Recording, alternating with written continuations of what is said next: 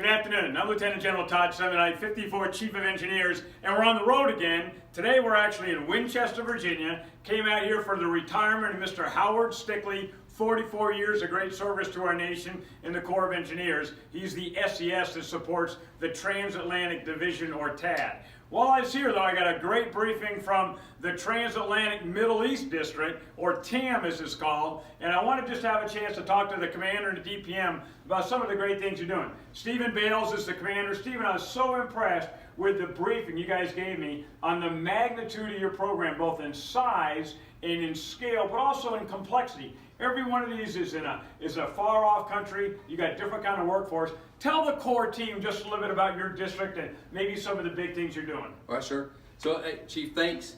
You know, again, as everybody, when you automatically hear or think of the Transatlantic Division, you automatically think of Afghanistan. Yep. And of course, we've got the Transatlantic Afghanistan District there. And then, of course, jump to Iraq, we have Task Force Essions, and of course, Mosul Dam Task Force, which is working on the grouting in Mosul Dam. But our district, mine and Tom's district in the Middle East District, we've got the rest of the AO to include things in Iraq. So the entire CENTCOM AOR, yes, sir. Then, okay? We've got the entire CENTCOM AOR, and in fact, we still support things in Afghanistan and Pakistan and Iraq, okay, through our capabilities here that those districts or task forces do not have.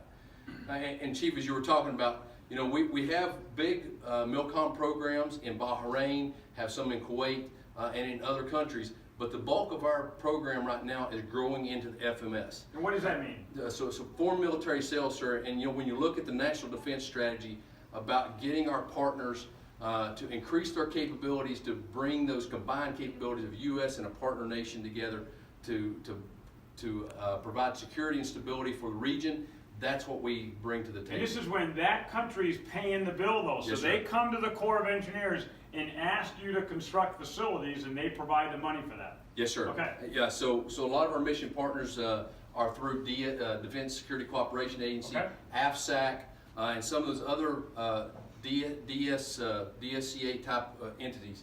But you know, we've got very complex programs that FMS programs that are from, you know, simple individual projects in the $40 million range up to over $1 billion programs, individual programs.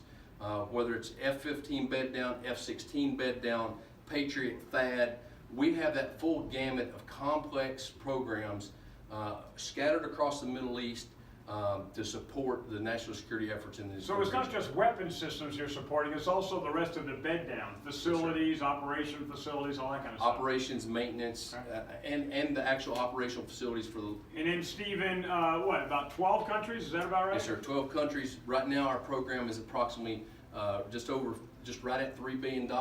We have potential over the next 24 months for that to almost double to somewhere in the $6 to $8 billion. So Stephen, to do that, you got to have highly technical people. You got to have the best and the brightest. So Tom, I was walking by this wall here on the way in, and I saw all of your credentials. And most of the time, there's a little board somewhere that has a bunch of old names on it. But you've actually gone out and actually did some 3D printers, and then I saw this display of the buildings. So talk to me a little bit about, I mean, it sounds like you're on cutting edge kind of stuff with what you're doing here in TAM. Yeah. Just talk to our team about what are you trying to get out with the 3D printer, and how does that help you? Yeah, Chief, we were spending about $300,000 to $400,000 in 3D printing a year. As our foreign military sales group, it's very important to be able to communicate with the customer.